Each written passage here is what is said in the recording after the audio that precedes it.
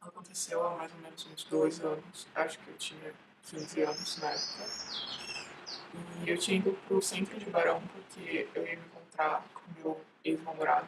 Só que o que aconteceu foi que ele decidiu não ir e eu fiquei lá no centro de Barão sozinha. Eu já tinha sido assaltada lá na ciclovia, então eu achei melhor voltar pra casa porque tava noite e eu não queria ficar sozinha.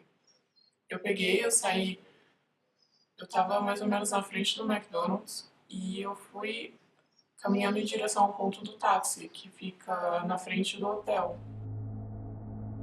Eu só lembro que era uma noite muito fria, eu tava completamente agasalhada e tava ventando bastante.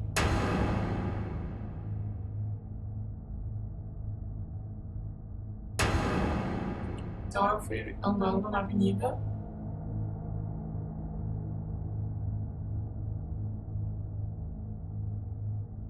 e quando eu cheguei na frente da escola Agostinho Pátrio, que é uma escola que tipo, é muito escura lá de noite porque tem muitas árvores, uma pessoa chegou, um cara bem alto chegou e me abraçou por trás.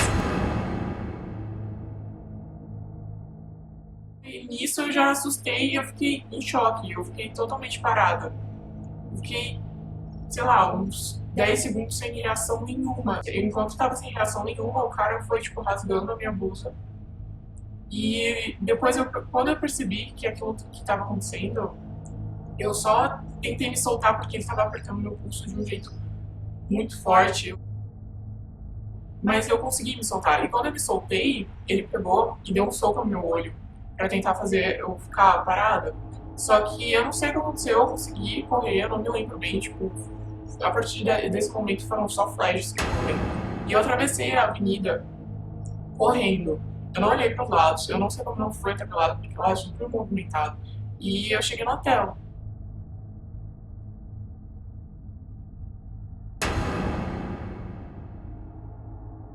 Os relatos que a gente dispõe já são relatos todos marcados pelo patriarcado, por uma espécie de uma cultura do machismo. Nós temos uma cultura patriarcal. Abraão gerou Isaac, Isaac gerou Jacó, e é uma sequência, né? Então, por exemplo, o relato da criação do mundo, a criação do ser humano. Deus teria criado primeiro o homem. Depois, tira lá um ossinho dele, uma coisa mínima, e faz uma mulher. Deus tirou a costela de Adão. Né? Quer dizer, o que esse discurso quer dizer? Né? Não é um discurso que é da nossa cultura, um discurso que vem de uma cultura patriarcal. Olha, é um raciocínio bastante estúpido, porque dizer, se fosse o contrário, se ele tivesse feito primeiro a mulher e dela tirado o homem, que é assim que acontece sempre, é delas que os homens nascem, não é o contrário, que a mulher vai nascer do homem. Né? Na nossa questão religiosa, tem a mulher foi feita a costela de Adão. Não, ao contrário. Né? É porque isso quer dizer que nós estamos numa cultura assim. Né? Se nós pegamos o Velho Testamento, não é porque é o nosso modo de compreender que faz a gente olhar assim. Então aí já tem uma exclusão da mulher, quer dizer, ela é segundo plano, é o relato mais antigo que a gente tem. Então já começou a humanidade ser, de certa maneira, plasmada assim, numa ideologia de que a mulher está em segundo plano. Então o homem seria o dono aí de tudo. Por que teria que ser dessa maneira? Né? Pensando que é um discurso representativo, né? Simbólico. A questão do patriarcado em si, né, não entra, né, não tem essa brecha, a mulher tem que focar, né, o tempo todo nesse pai. Então isso é um registro histórico, né, é um registro que está aí para assegurar a ordem. É dessa maneira. A tese principal do cristianismo, onde o dogma principal do cristianismo, o que é? É o dogma da Santíssima Trindade.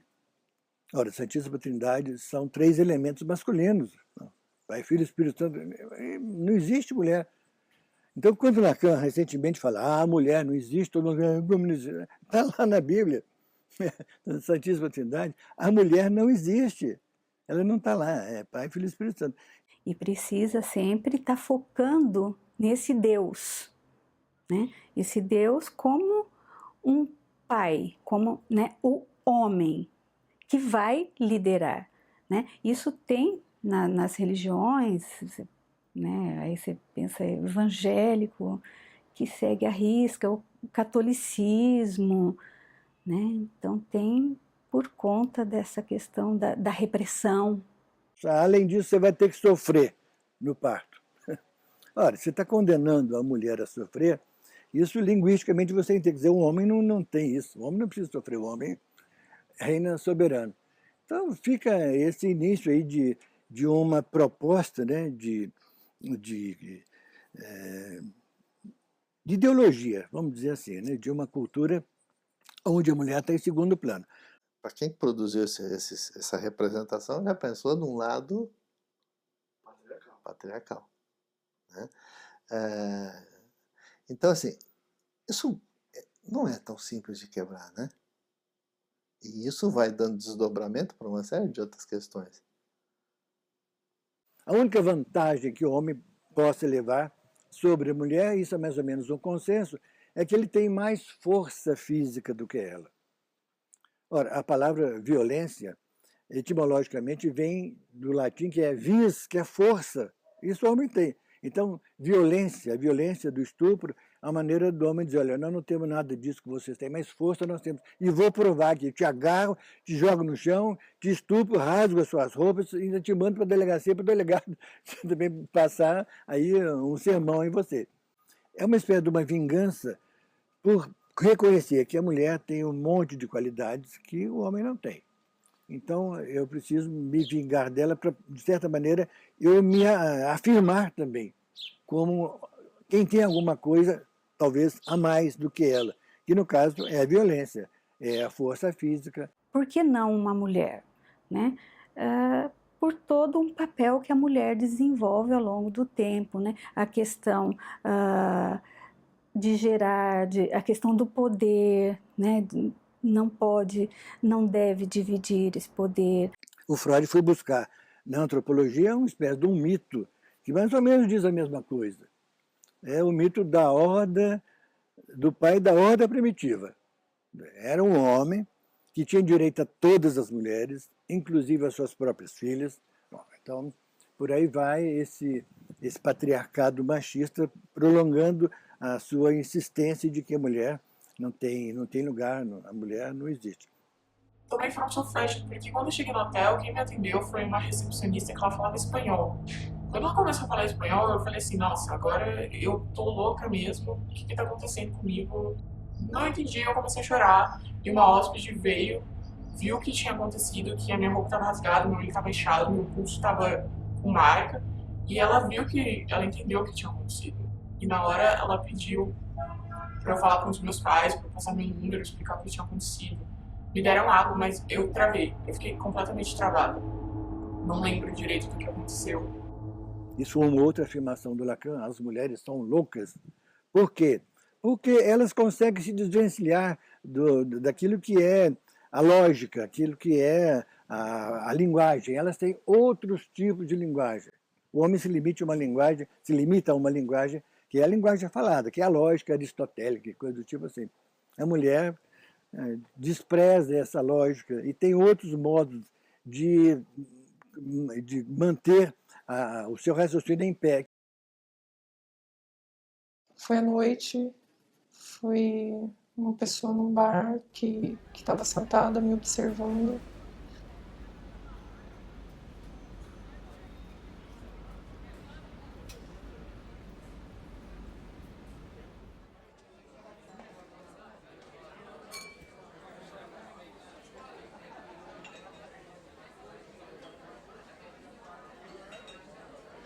Um rapaz bonito.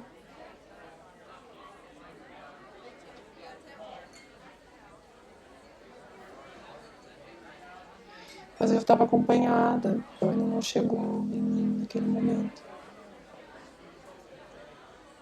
E quando eu fui embora pro meu carro, ele também se levantou, foi embora pro carro dele.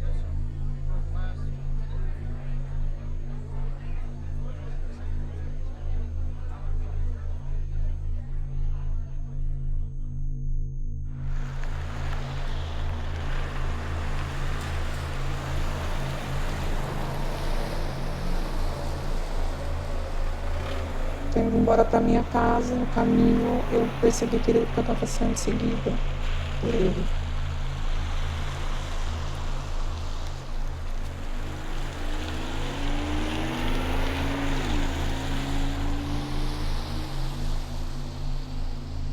Mas nessa dúvida, eu virei numa rua. Foi muito rápido.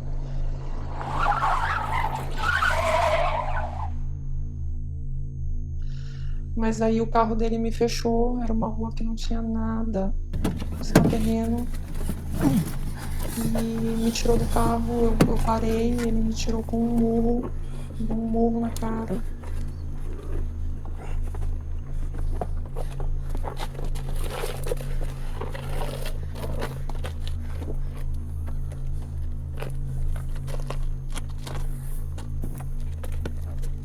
Me levou pro mato. E lá a gente ficou 2 horas.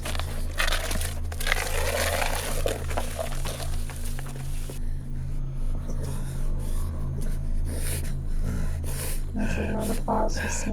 Eu tinha muito medo. Eu pensava muito na minha mãe. Pensava que como ia ser ela me encontrar morta ali.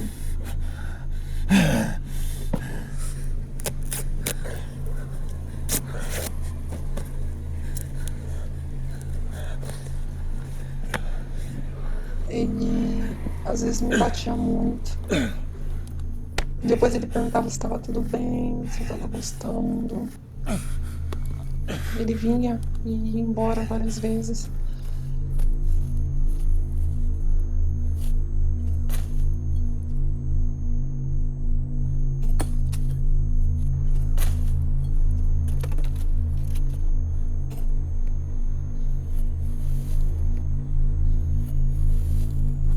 Ele me bateu com galho, ele colocou galho em mim.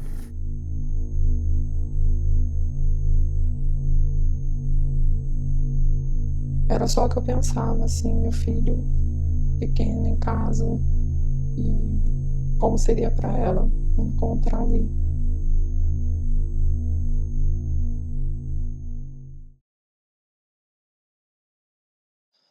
No momento ele foi embora e eu saí de lá, peguei meu carro, fui para casa. Estava muito machucada.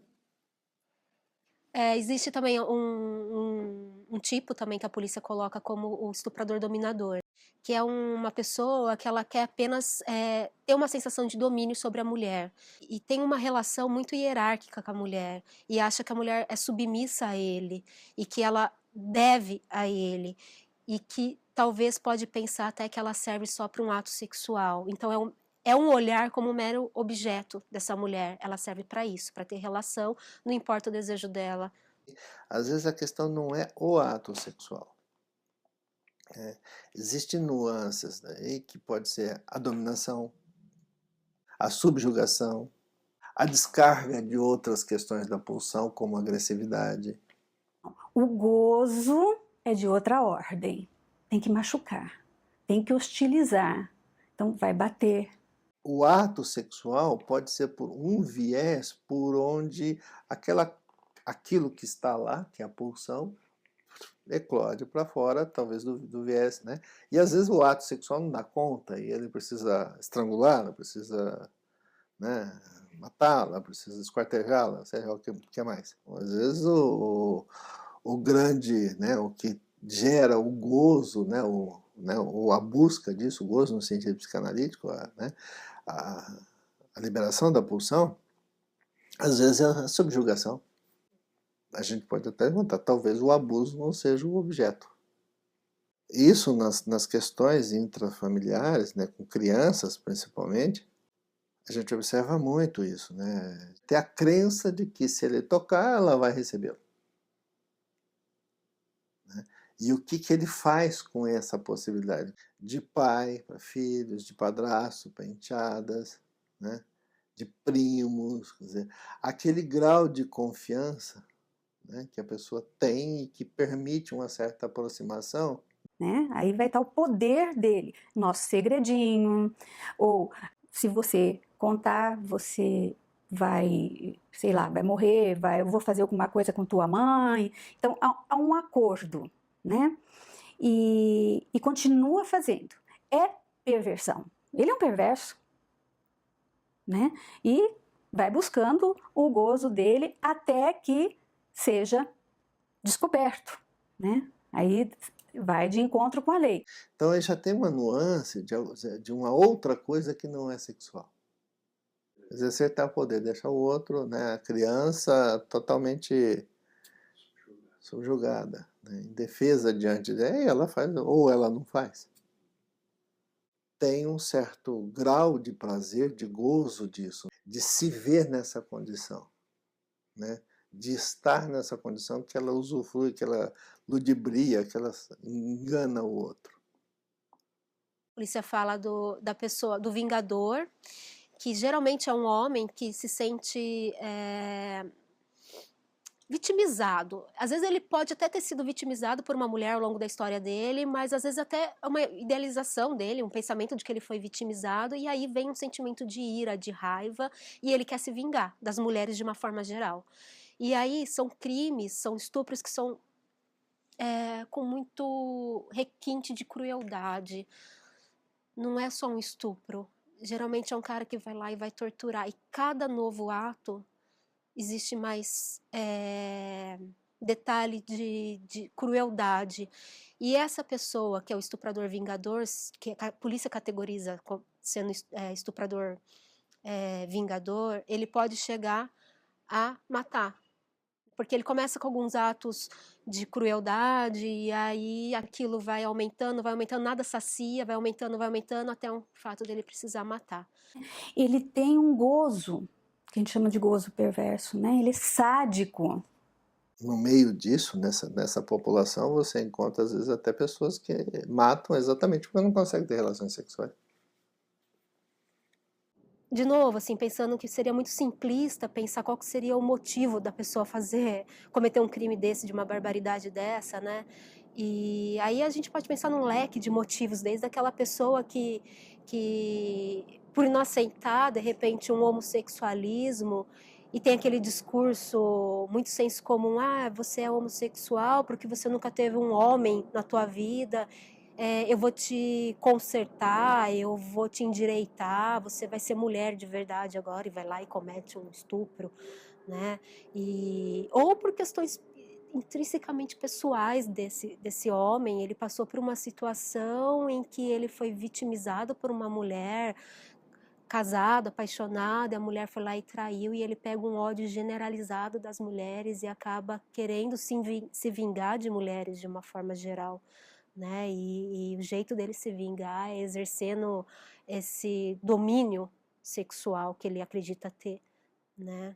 Então é um leque de motivos, né? Ele é uma pessoa insana, né? Se a gente for pensar num transtorno de personalidade, e as pessoas, de forma muito popular, acabam falando, quem faz isso é um psicopata, tal. A incidência de psicopatas no mundo é de 1 a 3%. É baixo. Pensando no número de relatos que a gente ouve de casos de estupro e de abuso sexual. Então, assim, a maior parte dessas pessoas que abusam e estupram por aí não são psicopatas. É muito sutil, a gente não tem como dizer, isso é psicopata ou isso é só uma perversão. O que a gente tem como perceber é que há um caminhar assim entre um posicionamento no mundo, um posicionamento cultural, dentro do que a cultura de uma determinada região legitima, e os pequenos graus de desvios, né? Inclusive, né, mas no sentido de uma aberração, no sentido mesmo disso que culturalmente a gente chama de um psicopata. Nem todo psicopata vai cometer um ato desse. Não é um transtorno de personalidade que vai fazer com que a pessoa cometa um ato de um estupro. Porque assim, não é só a personalidade que define isso. né? Existem meios, o ambiente que ela convive, a educação que ela teve. Então, assim, existem psicopatas que são bem assistidos socialmente e não vão lá e vão cometer, né, o estupro em si. E existem aquelas pessoas que não tiveram uma assistência, não tiveram um acompanhamento, uma família por perto, e vão lá e acabam virando um criminoso, seja um assassino, um estuprador. Um analista de sistema, pai, ganhava muito bem e pegava mulheres e crianças com o próprio carro. Tinha um colchonete atrás. Eu não sei nem como que ele não foi pego antes, né? O estuprador, ele tem assim a estrutura, claro, muito, muito primitiva, né? A natureza fria, né? Então não tem esse senso, ele vai fazendo, e é de uma crueldade tamanha. Ao mesmo tempo, acho que a gente pode colocar aí numa estrutura perversa e junto com a psicopatia. O grau é muito sutil, né, na nossa cultura. E isso dificulta até você dizer se isso é psicopatia, ou se é uma perversão, ou é uma questão só cultural. Claro, a gente pega esses casos mais, né, específicos, não tem dúvida. Alguém que subjugou uma garota, que levou um sozinho ou em grupo e abusou, isso não tem nem que se discutir. A gente pode dizer que é um psicopata, ele repete, muitas vezes ele articula, então ele sabe que não deve, ele sabe que existe uma lei, né? Isso marca muito a perversão. Ele sabe disso, ele tem noção, porque ele foge, ele faz escondido. Uma coisa muito interessante para a gente pensar é na questão do perfil e o que faz uma pessoa estuprar. Talvez para categorizar isso, a gente pensar no impulso.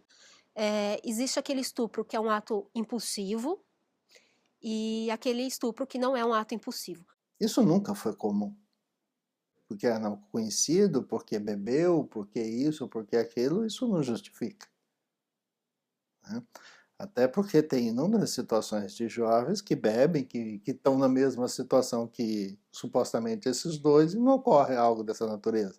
E a gente pensar na selvageria, nós não estamos pensando só na questão daquele clássico que leva lá para o terreno baldio e que, né, às vezes esquarteja, coisa assim aberrante.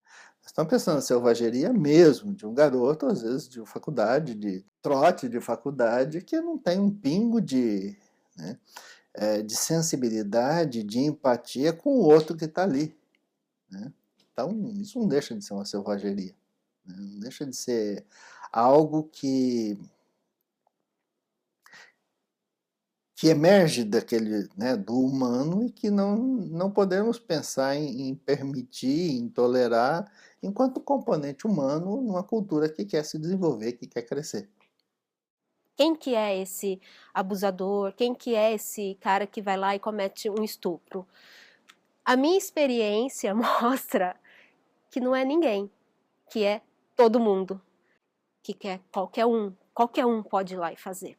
É óbvio que existem, sim, aquele doente mental, uma pessoa que tem um transtorno de personalidade, vai lá e comete um ato desse. Existem aquelas pessoas que não são doentes mentais e cometem esse ato.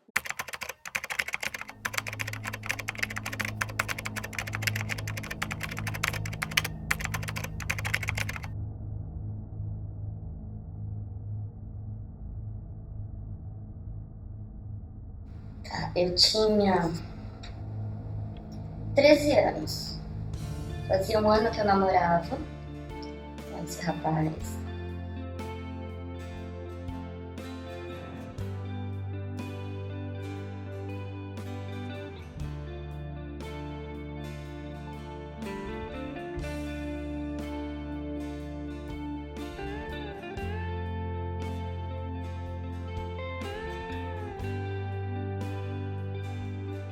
A gente estava começando a pegar uma intimidade, começando a fazer umas carícias um pouco maiores, mas eu nunca deixei ele encostar nos meus órgãos, essas coisas assim, genitais.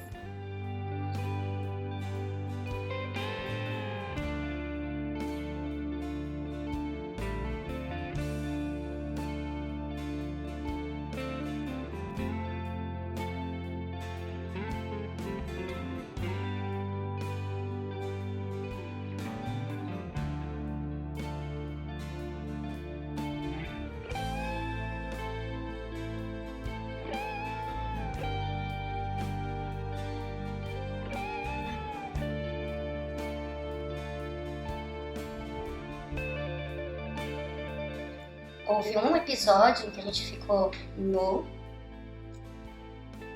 só que eu fiquei apavorada e falei, não, pelo amor de Deus, me deixa sair daqui, e saí.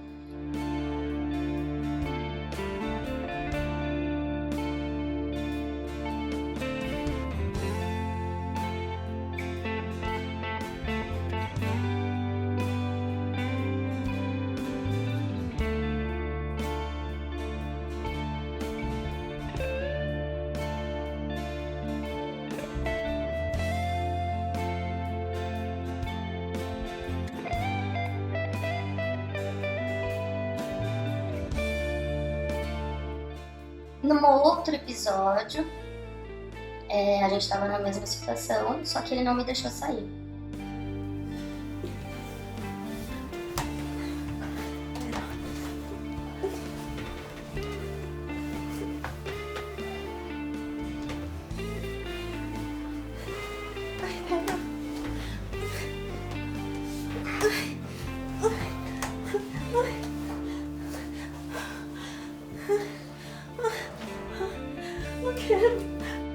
Eu falava, para, por favor, eu não quero, por favor, eu não quero. Para, por favor. Não quero. Eu tentava empurrar e ele não cedia. Para, não quero. Ai. Até que ele me penetrou. Não quero. Sai. Eu senti um nojo absurdo. Eu não esqueço a sensação que eu tive naquele momento até hoje. A hora que ele acabou, sem camisinha, sem nada, ejaculou dentro. Eu nem tomava anticoncepcional, nada. Ele terminou e eu fui direto pro banho, direto ver que eu tava sangrando e que eu não tinha gostado nada daquilo, que eu tava sentindo nojo de mim. Era muito nojo que eu sentia do meu corpo, dele, de tudo.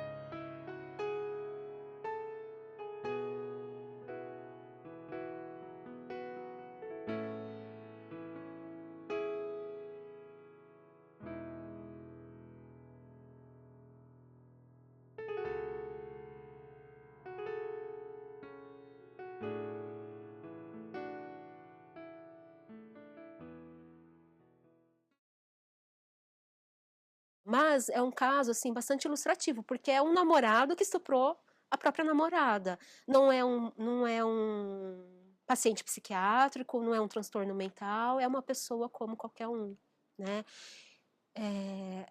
Qual que é a diferença do qualquer um para essa pessoa? Se a gente pensar que todo mundo tem vontade de matar o outro, e tem, em algum momento da sua vida você vai ter vontade de matar alguém, e que a diferença é você ir lá e fazer, e você ir lá e não fazer, é simplesmente isso.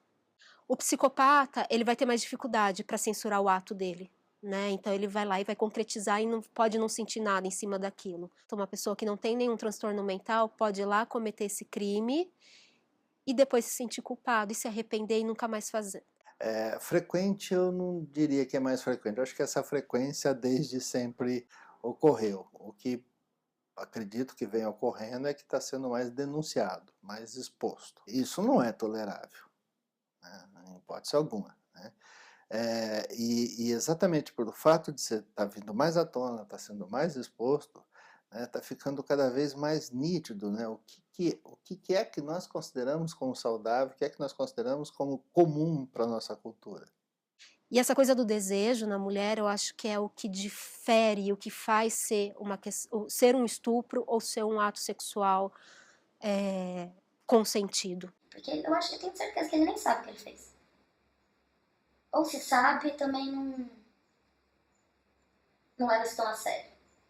No mínimo, é uma pessoa que não pensa nas consequências. Nem para ela, nem para ele.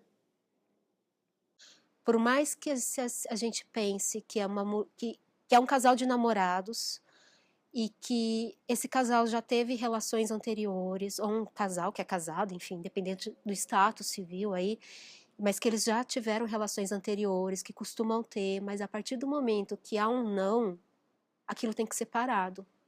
A partir do momento que a mulher fala, eu não quero, e o cara força a barra, isso já vira um estupro, né? Então, esse é o grande limite, essa é a grande barreira. Eu acho que ele tem a ideia de que ele não estava errado justamente pra gente namorar há tanto tempo e ele ser homem e não aguentar mais ficar sem sexo.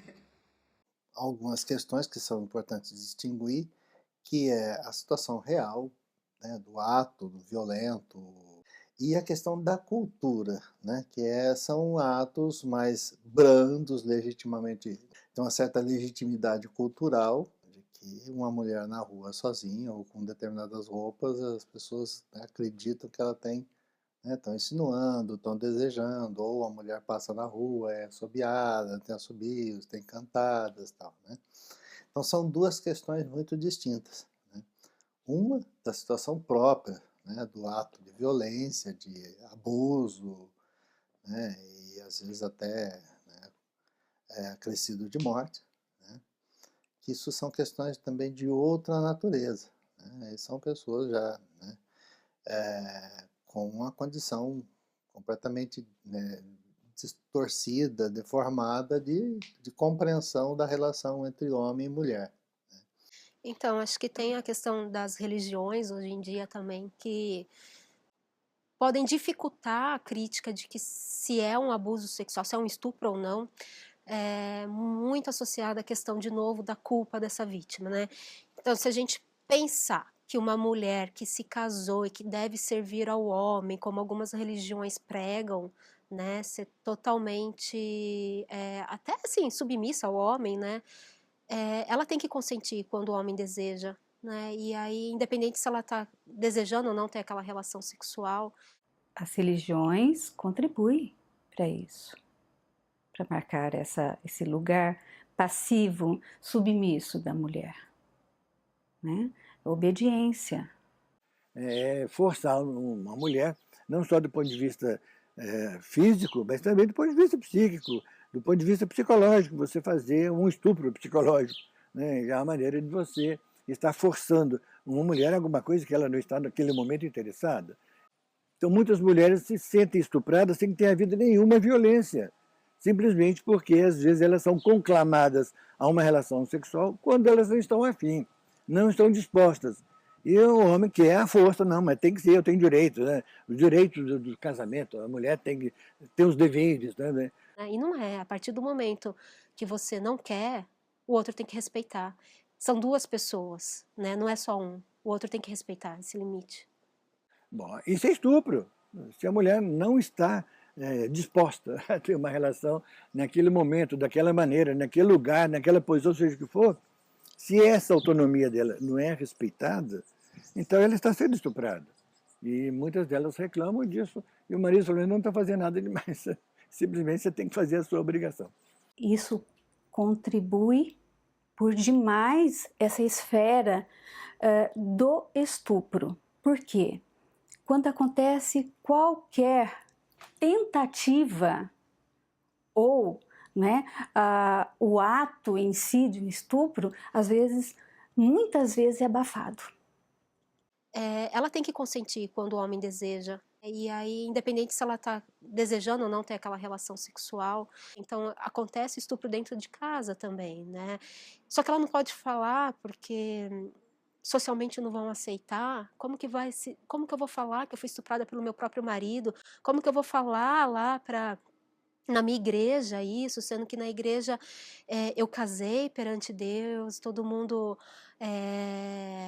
deu sua bênção, né, daquele casamento, e aí você tem que ser submissa àquilo. Eu achava que por ele ser meu namorado isso não era considerado estupro. Né? Obediência ao homem, obediência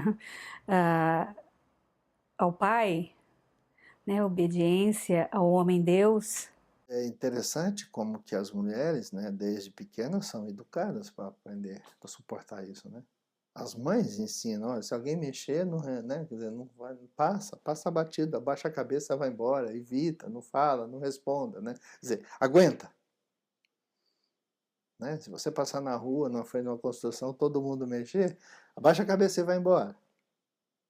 Você tem que ficar quieto. Estupra, tem a violência doméstica. Porém, essa mesma mulher, ela fica caladinha. Por quê? Porque nesse coletivo, nesse discurso, né, que se tem social, ela precisa ser assim, segundo a cabeça dessa mulher. Ela não pode denunciar o marido, de forma alguma. Vai humilhar o marido, vai ferir o marido. Nossa, e os filhos, e os familiares? Imagina, não pode. Não deve. Então ela se submete. A própria palavra família, etimologicamente, vem de fâmulo, que é escravo, que é servidor, que é empregado.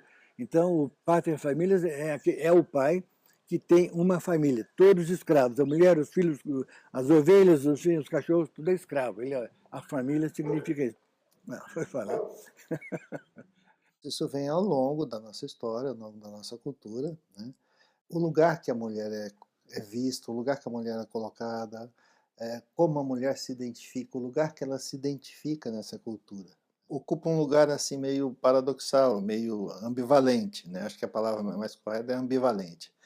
Ela, ao mesmo tempo que ela pode ser idealizada, ela é objeto de desejo, ela é a mulher sonhada, desejada, ela também é a mulher que às vezes é desqualificada. Então passa por esses dois extremos, né? A sagrada e a profana.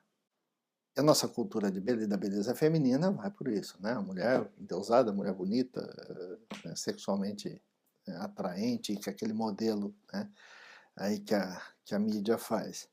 E por outro lado tem a mulher que é a geni, é a mulher para apanhar, a mulher para sofrer, a mulher para levar cacetada, a mulher para ser estuprada.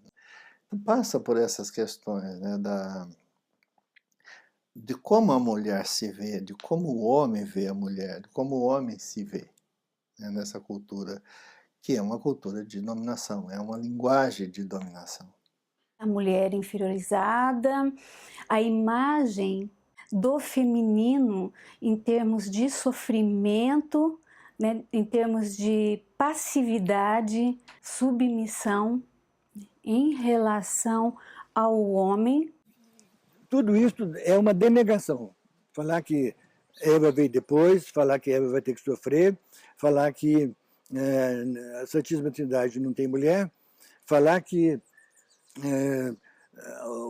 o pai da horda era o ser poderosíssimo, as mulheres não valiam nada. Que isso tem muito a ver com a questão do pai, da ordem, né, do patriarcado, da lei que eles colocam como a figura do homem, né, como central, todo poderoso, e aí lideram isso enquanto poder. A nossa linguagem, o nosso costume, o nosso cotidiano, ele é marcado por termos, por expressões que constantemente elas nos denotam que estamos em situações de conflito, de disputas, de risco. Isso nos causa mal-estar. Você falava há pouco do mal-estar na cultura, né? Mal-estar é isso, a gente não tem como evitar que a característica própria do ser humano seja essa.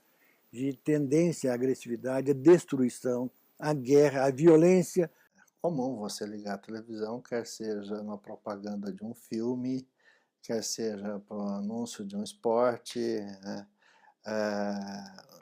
Ouvir termos assim, fulano vai usar todas as armas para conquistar fulana. Por exemplo, a propaganda de uma novela. O time tal vai enfrentar num combate decisivo o time X. Vamos erradicar a fome, vamos erradicar a miséria, vamos lutar contra a corrupção. São termos que nós usamos na nossa cultura que vêm de um dizer, de uma conversação antiga, né, que nos coloca sempre na condição de oposição. Né? Nós estamos sempre numa condição de luta, como se a gente tivesse que dominar o outro, convencer o outro, manipular o outro, subjugar o outro. Continuei com ele, mesmo assim. E acredito que 1 mês ou 2 meses depois desse episódio, a gente estava voltando de uma festa, num ônibus lotado. E ele sentiu muito ciúmes de mim com algumas pessoas, porque ele não deixava nem olhar pro lado, eu achava que tudo bem. Ele bebeu pra caramba, na época nem bebia. E ele surtou de ciúmes, começou a gritar no ônibus. Pra todo mundo ouvir que ele tinha me tirado a virgindade, que eu era uma vagabunda, que eu tinha quase tido um filho dele. Nisso começou uma gritaria, ele me deu 2 tapas na cara que eu nunca esqueci. Ninguém fez nada com ele, mas... Existe também uma situação que é importante de ser falada e que pouco se fala, é quando acontece uma gravidez depois de um estupro. Se tem um bebê, se a mulher não quer, né, tem o direito de ir lá e tirar esse bebê.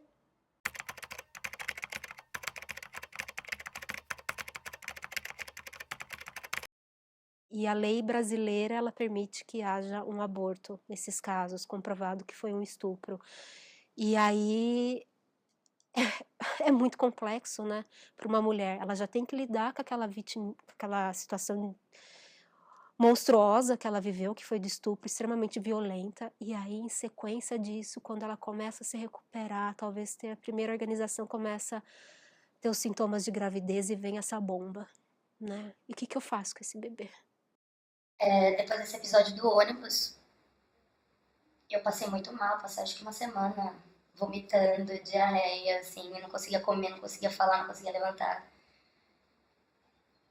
Porque ele realmente destruiu uma boa parte da minha adolescência. E me fez pensar realmente, será que eu sou uma vagabunda? Será que eu merecia aqueles 2 tapas na cara?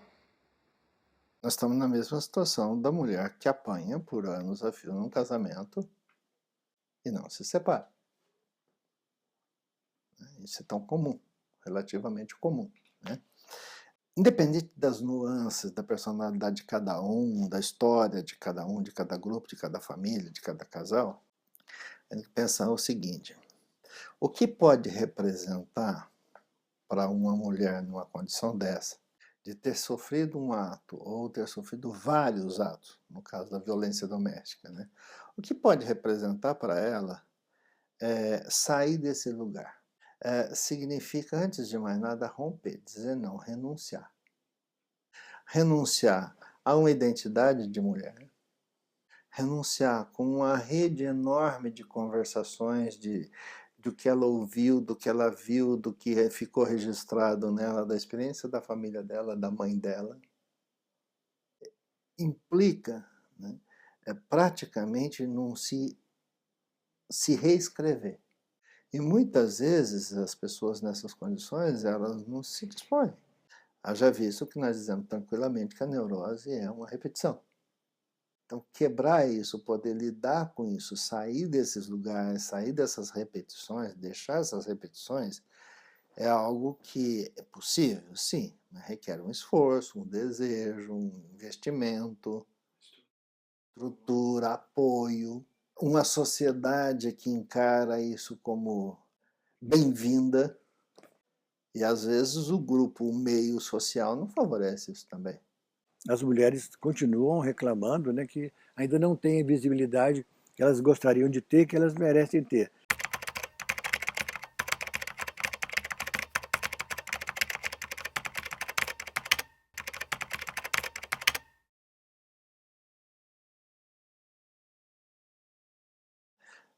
Você citou uma situação de uma garota, né, uma jovem, mas isso é né, uma amostra de um número muito grande de mulheres, que pode não estar sendo violentado, estuprado, mas pode estar numa situação, né, daquela violência, daquele estupro, né, do discurso, da desqualificação. O estupro não é simplesmente um ato violento fisicamente, de você jogar a mulher no chão, você rasgar as roupas dela, subir em cima dela. Não, não é só isso o estupro. O estupro acontece muitas vezes numa situação muito mais simples e menos reconhecível fisicamente, dentro da própria casa, dentro do próprio quarto do casal. Então, um casal que está ali vivendo até aparentemente, ou de certa maneira, harmoniosamente, mas o marido ou o companheiro, seja quem for, não respeitar o desejo do outro.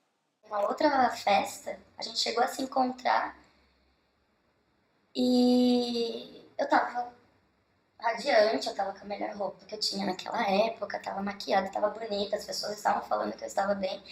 E ele chegou e falou, nossa, você tá horrível. Então ele sempre me humilhou de alguma forma ou de outra. Exatamente.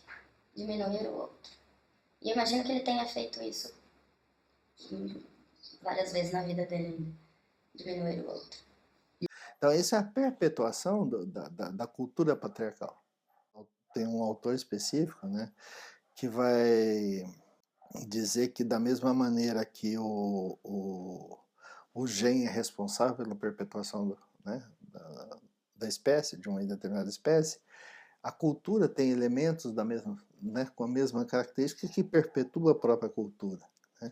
Então, quebrar isso, né, sair dessa lógica é muito complicado, porque nós estamos dentro da lógica, né? Nós estamos fora. O homem, enquanto sujeito, ele pode olhar e pode sentir desejo tanto quanto. Né? A questão é se ele se dispõe a lidar com isso, a assumir isso, e quebrar e sair, né, um pouco fora dos padrões né, e ser autêntico com ele próprio. Né? Que para a gente vai dizer, né, na questão da análise, da psicanálise, é ser sujeito do seu próprio desejo. É uma cultura que não se desfaz assim de uma hora para outra. Mas hoje, a partir do momento que a mulher exige o seu lugar na sociedade, exige a visibilidade que ela nunca teve, exige que os seus direitos sejam respeitados, exige que os seus desejos sejam respeitados. Existe toda uma condição hoje para que a relação humana, as relações entre as pessoas, entre os casais, entre os parceiros, seja de que natureza que for, seja mais autêntica, seja mais justa, seja mais saudável, vamos dizer assim. Atualmente está sendo muito mais comum, muito mais incentivado a denúncia. Né? A denúncia de ser abusada, de ser violentada, de ser desrespeitada, não é só uma denúncia do ato sofrido, da violência sofrida. É um dizer também de que, né, nós não somos isso. Eu não preciso ser isso. Ficar no lugar que é colocado ou que representa, né, a cultura pede, exige dele. A gente não tem memória do que teria sido a fase do matriarcado. Ainda que ela não tenha existido concretamente, o fato de que ela é citada, de que ela é falada, mostra que certamente há um desejo em todos nós, na humanidade em geral, que tenha havido essa fase. Uma fase em que a mulher era autônoma, era ela que mandava, ela que definia tudo, ela que era, enfim, o sentido da vida, o sentido do mundo. Humberto Maturana, ele não vai falar de matriarcal, ele fala de cultura matrística, pré-patriarcal, que até ele faz a distinção do porquê não matriarcal, porque na compreensão dele, matriarcal significaria só o deslocamento do lado. A lógica seria a mesma, de dominação, né? Só que seria a dominação pela linha do matriarcado. E que ninguém se julgue no direito de dominar o outro. Nem a mulher dominar o homem, nem o homem dominar a mulher.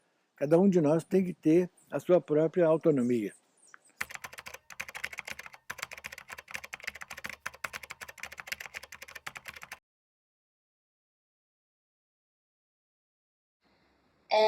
Mesmo assim, eu não contei esse episódio pra ninguém, porque eu achava que a culpa era minha. Eu achava que pelo fato de eu ter ficado nua na frente dele, eu deveria, sim, ceder, porque ele tinha instintos e eu tava provocando. Era isso que passava na minha cabeça na época. A culpa na vítima de abuso sexual, ela é algo muito recorrente. É normal a gente se questionar, né? Para tudo você acaba se questionando. Então, assim, se você é assaltado, você questiona, será que eu não estava ali dando mole? Será que eu não estava no momento que não é legal passar naquela rua? A vítima de abuso sexual faz a mesma coisa, ela se questiona, será que eu estava com uma roupa que provocou um desejo naquele homem? Será que o fato de eu ter bebido um pouco a mais não foi o motivo desse cara ter abusado de mim, ter me estuprado?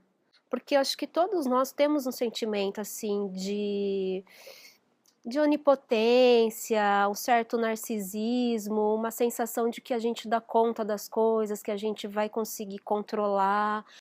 A partir do momento que existem duas pessoas, é 50% de cada um ali, né? Então, assim, o desejo e o controle não é só dela, existe um outro ali, né, que vai também colocar o seu desejo e vai colocar a sua ação no desejo, né? Ele vai atuar aquele desejo. Então não depende só de uma única pessoa.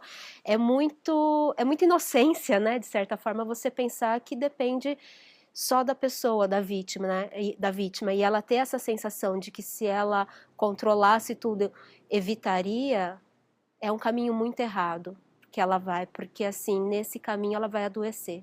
Eu acho que ele não sabe a culpa. Ele não sabe o que eu carreguei também. Eu imagino que não. Existem aqueles sentimentos que a gente pode esperar que são mais comuns, então assim, um sentimento de tristeza, de raiva daquele agressor. Existem outros sentimentos também que é uma vergonha, né, de revelar aquilo, que também pode estar muito associado ao sentimento de culpa. Se eu me sinto culpada, eu vou ter vergonha de falar. Sentia vergonha, sentia medo, morria de vergonha de falar para os meus amigos que eu tinha perdido a virgindade, principalmente do jeito que foi. Você não vai ter vergonha de falar que você foi assaltado, né? Agora, como existe todo um tabu, uma história, uma questão muito maior aí, social, histórica, em relação à sexualidade, é natural que a pessoa acaba se sentindo envergonhada. E não é à toa que a pessoa se sente envergonhada, porque normalmente não é só ela que se sente culpada, os outros a culpam, sim. Convidou, tá sozinho, convidei para ir no meu apartamento, subiu, tá querendo o quê? Tá querendo conversar, tá querendo namorar, tá querendo um montão de outras coisas, né? Não necessariamente é ser abusada, é ser estuprada. Ou até desejou ter uma relação, mas não daquela natureza. Por muito tempo eu não falei disso, assim, e aí eu acho que para não escutar essa coisa machista mais até, que é uma coisa que eu sempre escutava, então isso me incomoda muito, muito. Disse que Eva foi culpada, né, de ter oferecido uma maçã, uma suposta maçã para o Adão. Ela é culpada do que aconteceu e a culpa levou a um castigo, expulsão do paraíso. Ora, o que a gente vê hoje nas delegacias de polícia, em caso de estupro, o raciocínio é o mesmo. Isto é, o delegado hoje age exatamente como Deus. Deus foi o delegado naquela situação lá. Ele culpou logo Eva. Bom, ele tinha feito Adão primeiro, né? Devia ser a coisa mais, né, de acordo com o desejo dele. Olha o Deus aí também masculino, né? Então, qualquer problema que aconteceu ali, a culpa é de Eva. Bom, é isso que acontece até hoje. Quer dizer, a mulher sendo considerada responsável por todos os estupros que acontecem. Essa é a cultura que até hoje, quantos milênios já se passaram, a gente não sabe, mas até hoje é assim.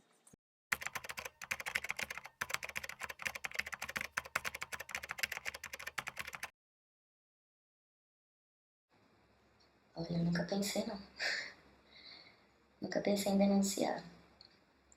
Não vai a delegacia fazer um boletim de ocorrência, que tem medo, né? O delegado, dentre outros ali, também ter esse olhar, né? De humilhação.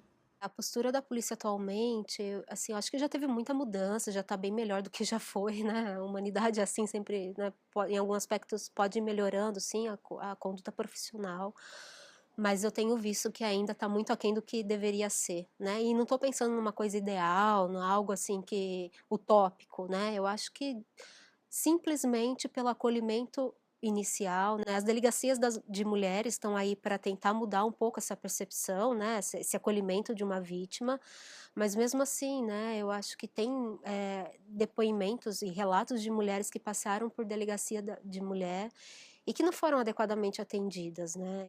Por que eu tava com aquela roupa, num lugar, sozinha? Não imagino que um homem passe por isso quando é assaltado de madrugada. Como pode, assim, nos dias de hoje, assim, esse machismo que existe ainda, que a gente escuta de delegado e do investigador, que é o que você está fazendo na rua essa hora? Né? Uma mulher de madrugada na rua. Isso que eu acho que é o que mais me dói de tudo que eu vivi. De ser a culpada de uma coisa que eu não tenho culpa. O primeiro contato que eu tive com o policial, ele já foi um tanto quanto agressivo e eu não sabia o que responder na hora, eu tava muito sem saber o que fazer e eu comecei a conversar com ele, só que ele já tava com um discurso meio agressivo, como se eu tivesse incitado aquilo. E um momento eles tentaram me acolher e ouvir o que eles tinham para dizer, foi muito mais um discurso, como eu posso dizer, como se eu estivesse na defensiva e ele estivesse no ataque, entendeu? Não como se eu fosse a vítima.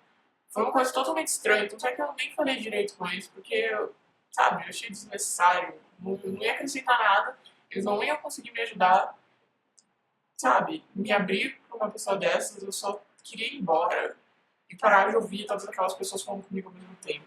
Mas você tá com a sua roupa, você passou por esse lugar, você sai da faculdade à noite, você deveria sempre ter uma turminha para sair, né? Então, assim, eu acho, dá para se perceber muito no relato das vítimas que ainda há perguntas que você não tem sentido nenhum na questão investigativa, é puramente com uma curiosidade até meio mórbida, assim, da pessoa que está investigando, que está interrogando. Como ela estava vestida? Ela estava com um top, ela estava com uma sainha. Puxa, tá vendo? Pediu. Eu acho que existe muito preconceito dentro da justiça também. Não é incomum se questionar a vítima sobre questões que induzem de que ela tem culpa. Por conta desse imaginário que existe. Imaginário que a mulher é inferiorizada, que tem que se submeter ao homem. Então, recentemente, assim, teve uma situação de audiência que a advogada do réu, ela questionou a vítima que ela tinha passado por alguns episódios de estupro do mesmo autor, né? E ela questionou a vítima se a vítima tinha namorado na época e se ela tinha relação sexual com o namorado na época. E aí eu pergunto, qual que é a intenção dessa pergunta? Talvez ela esteja pensando porque se ela tem relação sexual, ela vai ser mais sedutora e vai poder ter seduzido esse réu, né? Você vê, dentro da justiça mesmo existe esse preconceito, assim, existe uma tentativa de jogar a culpa na vítima para tentar amenizar aí, talvez, a culpa do acusado, né, do réu.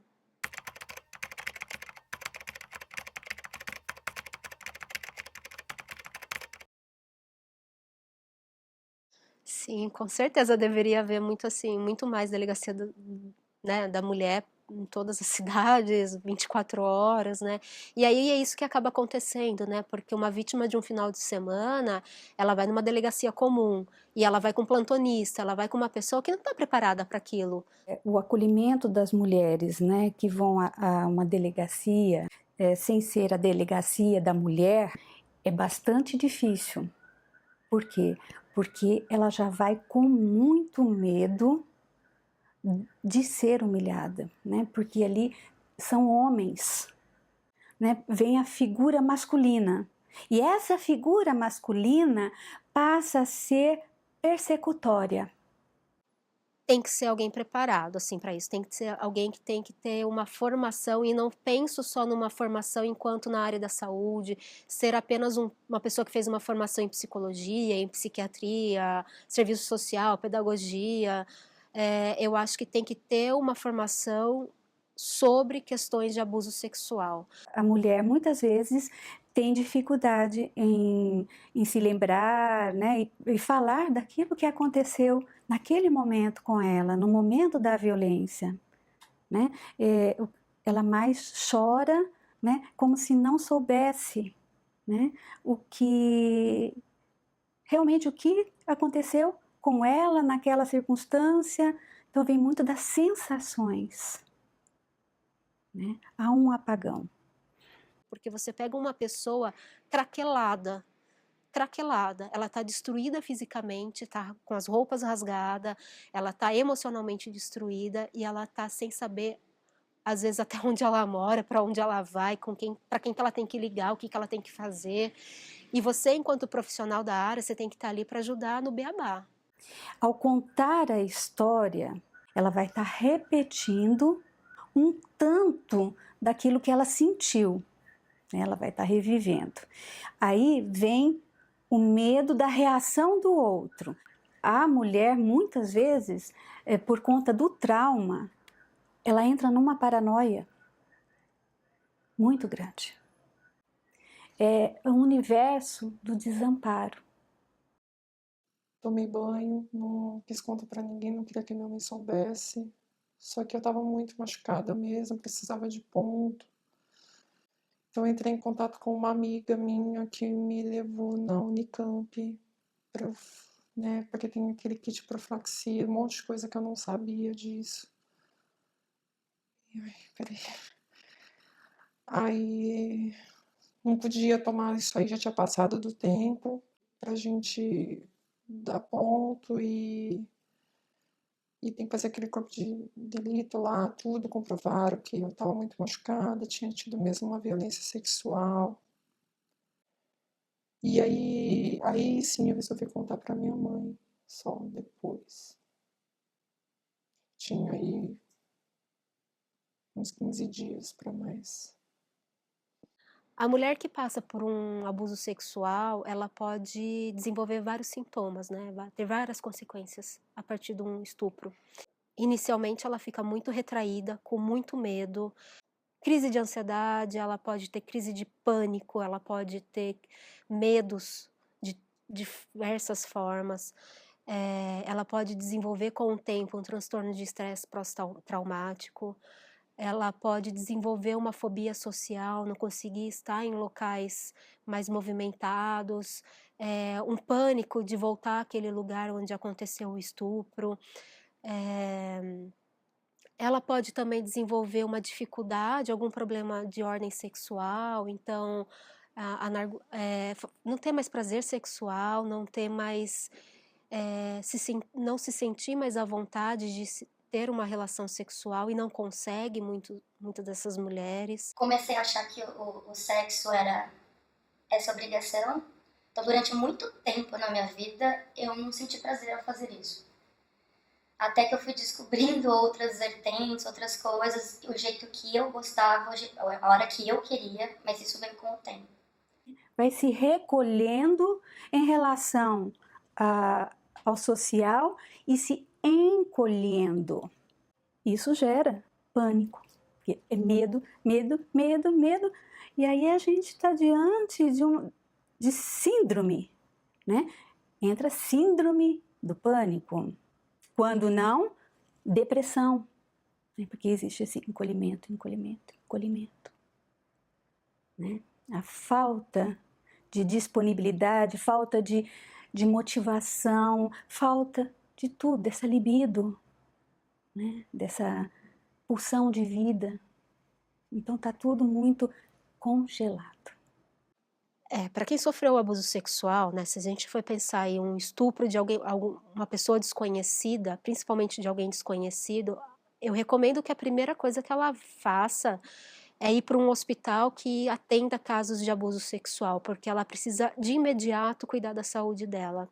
E ali ela vai tomar uma pílula do dia seguinte, ela vai tomar toda a medicação contra doenças sexualmente infecciosas e a partir dali ela vai ser atendida, ter um primeiro atendimento psicológico com um assistente social, que vai orientá-la a ir até uma delegacia, fazer um boletim de ocorrência. Porque muitas mulheres têm medo de ir para o hospital. E ela vai ter um segmento normalmente nesses hospitais especializados, tanto com médico, com psiquiatra, né, com infectologista, né, não só o ginecologista, mas o infectologista também. E normalmente esses atendimentos no hospital duram 6 meses. E a partir do cuidado, né, com esse corpo, com essas feridas, né, ao mesmo tempo que você está cuidando disso, você vai estar cuidando do psiquismo dela. Porque é uma regressão tão grande devido ao sofrimento, devido ao trauma.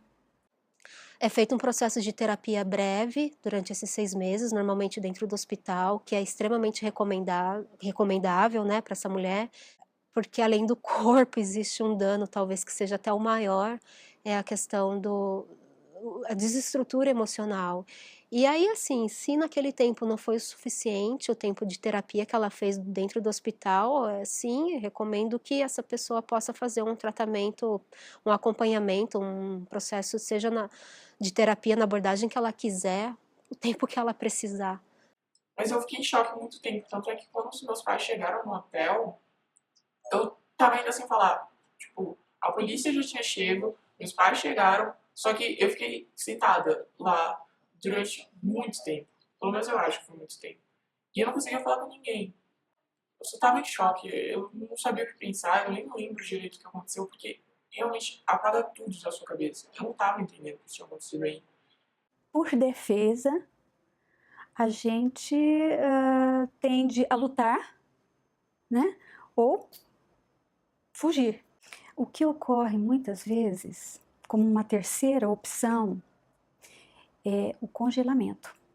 A pessoa, naquela hora, ela entra num estado segundo de consciência, é como se ela apagasse. Não há desmaio, nada disso. Ela tem um apagão. Isso é uma proteção naquele momento, porque ela não sente dor. Ela se congela. Só que eu não falo, eu travo. Até com outros assaltos, assim, eu travo mesmo. Tanto que eu não lembro se eu parei o carro, se eu quebrei a porta, esses detalhes assim, eu nem lembro, porque eu travo. Ela desperta num depois. É que a gente chama de elaboração desse medo. Não seria o trauma ainda, não é? Então você ficou tão rígido, assim, com tanto medo, você ficou quietinho ali. Então você vai voltando, né? Então toda a sua, digamos assim, a sua energia vai voltando também, né? Só que no caso, né, do estupro, por exemplo, a pessoa não consegue, a elaboração. Ela não consegue, é uma ruptura. E fica um tanto daquela energia, né, que foi retesada, digamos assim, fica contida e não sai. Isso seria o trauma. É por isso que a mulher muitas vezes tem dificuldade em se lembrar, né, e falar daquilo que aconteceu naquele momento com ela, no momento da violência. Porque durante muito tempo foi uma coisa que eu evitei falar, inclusive com a minha psicóloga, só que depois de um tempo eu consegui me abrir e não sei se superar é exatamente a palavra certa para isso, mas ver como a situação aconteceu e aceitar o que aconteceu e tentar entender por que aquilo aconteceu Por exemplo, quando eu tenho que falar assim, eu fui estuprada, eu não consigo usar muito estuprada. Então aí eu percebo que pega, né? E vai pegar sempre, né? Olha, eu tento não pensar muito no risco que eu corro, porque senão eu não saio mais de casa. Porque a gente corre risco, sim, o tempo todo. E é ruim, muito ruim. Viver numa prisão eterna, né? É minha propriedade. O teu corpo é tua propriedade. Eu não dei o direito de você pegar e me rasgar, né? Mas houve um rasgo no corpo e nessa imagem. Essa imagem, ela nunca mais será a mesma. Vai se reconstruir, né? Vida fora, né? Para que ela, enquanto sujeito, né, se aproprie novamente de seu desejo, se responsabilize não pelo ato do outro, né, mas para aquilo, tudo que é dela, inclusive a dor. Essa dor que vai fazer parte para sempre dela. Porque eu carreguei isso muito tempo e eu não soube me livrar disso. Agora que eu tô aprendendo a livrar algumas coisinhas, mas hoje eu já consigo falar, eu consigo ver que a culpa não foi minha, eu consigo lidar de uma forma bem melhor. Até que eu acho que hoje eu lido bem, fiz muita terapia. Muita terapia. Fui ler bastante também. Acho que a terapia me ajudou demais. Então existem várias sequelas que podem acontecer com uma mulher que passou por um abuso sexual. E é uma questão muito séria, é uma questão social que tem que ser tratada.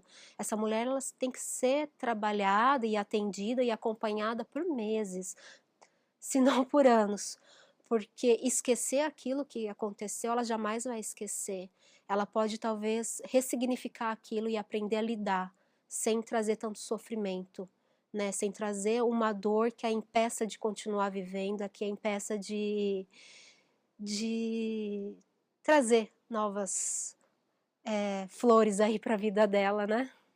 E daí prosseguir a vida e prosseguir da melhor maneira possível. Forçado, mas eu nunca declarei como eu me senti naquele momento, eu nunca falei isso pra ninguém. Tirando nos últimos tempos que as pessoas estão falando mais disso e eu acho importante levantar essas causas, então ultimamente eu tenho falado bem mais. Há um abrandamento dessa lógica de dominação, há um repensar nisso. Isso vem ocorrendo, né? vem nessa direção, tropeçando caótico, de maneira caótica, mas... Atualmente os homens estão admitindo muito mais o seu lado feminino, a sua parte de feminilidade, as características mais femininas, de delicadeza, de ternura. Isso faz parte hoje um pouco ainda da cultura, mas não o suficiente para coibir, por exemplo, práticas de violência doméstica, não só estupro, qualquer tipo de violência doméstica, empresarial, enfim, social. Mas eu acredito que sim, já melhorou muito, só o fato de ter delegacia da mulher já melhorou muito nessa questão do abuso sexual, do acolhimento tanto da mulher quanto da criança e do adolescente, né? Hoje as mulheres estão cada vez mais em busca de uma satisfação, né, daquilo que elas têm enquanto potencial, né, de realização na esfera de trabalho, na esfera da comunicação com o mundo, né? Podendo se expressar. Então fica essa briga aí entre o masculino e o feminino, né? Que já foi muito pior, mas certamente tem melhorado e a tendência, acredito, é de cada vez mais a gente vai conseguindo chegar num certo acordo, né? Pelo menos de entender isso, e a psicanálise vem ajudar muito nesse ponto. A pessoa que faz uma análise reflete sobre essas questões e vê o ridículo que é querer achar que o outro é pior, que o outro é menos, que o outro não tem, sobretudo se é mulher. A evolução, né, da busca das profissões, né, do trabalho, isso está acontecendo. e também é uma questão de educação. Há um movimento nessa direção, né, de dizer, olha, mulher não é isso. Mulher é aquele ser humano que está ali, que sente, que pensa, que é inteligente, né? Que a mulher seja tratada dignamente, seja reconhecida nos valores que ela tem. Isso ajuda para ela se sentir bem, se sentir melhor ainda, e a relação com o homem vai certamente ficar mais madura, mais rica, né? Mais interessante, mais agradável, né? Então isso seria um amor mais bem constituído, né? Podendo estar ao lado, né, do homem, não no sentido ser igual, porque não existe isso, mulher e homem, nós somos diferentes. A questão não é essa. Apropriar-se, né, dos seus direitos. A gente está falando de cidadania. Porque é o meu direito de ir e vir, eu tenho direito de estar onde eu quiser estar, na hora que eu quiser estar. É direito meu, está na Constituição.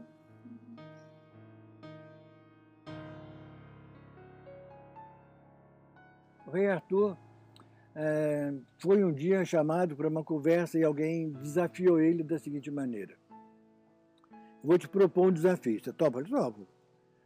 Mas se você não resolver, eu te mato, tudo bom? Tudo bem, ele se julgava ao máximo, que é o tal, né? Então perguntaram para ele: escuta, o que era uma mulher? Se você não responder, eu vou te matar. Antes que ele desse qualquer resposta, um grande amigo dele que estava ao lado falou: peraí, deixa que eu assumo isso.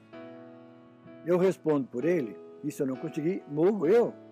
Mas eu quero preservar a vida do rei Arthur. Ele não pode passar por essa prova. Tudo bem. Aí saiu o cara pelo mundo afora, perguntando sobre o que era, o que a mulher desejava. E ninguém sabia responder. Até que depois de muito tempo, uma mulher falou para ela: eu conheço ali naquela montanha, tem uma mulher que mora lá sozinha, ela sabe essa resposta. Se quiser, vai lá perguntar. Mas eu vou, é evidente que eu vou lá. Então ele chegou lá e perguntou para ela: você sabe o que era uma mulher? Ela falou: sei. E você me diz? Sim, posso dizer, mas com uma condição: de você casar comigo. Acontece que ela era uma bruxa, horrorosa de feia. E ele falou: caramba, e agora, né? Mas eu quero ter essa resposta, porque senão o rei Arthur pode correr o risco de morrer. Então ele falou: eu caso com você. Tudo bem, então me fale qual é, o que a mulher quer, qual o desejo de uma mulher. Aí ela falou: é o seguinte, para você saber qual o desejo de uma mulher, você tem que respeitar o desejo dela da seguinte maneira: tudo que ela lhe pedir, você vai ter que dizer que ela é que decide. Você não pode decidir nada por ela.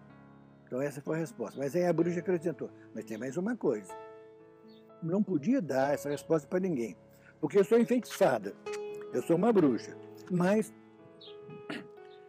eu sou bruxa e também sou rainha, dependendo do horário. Ou de dia eu sou bruxa e à noite sou rainha, ou ao contrário, à noite sou bruxa e de dia sou rainha. O que você prefere?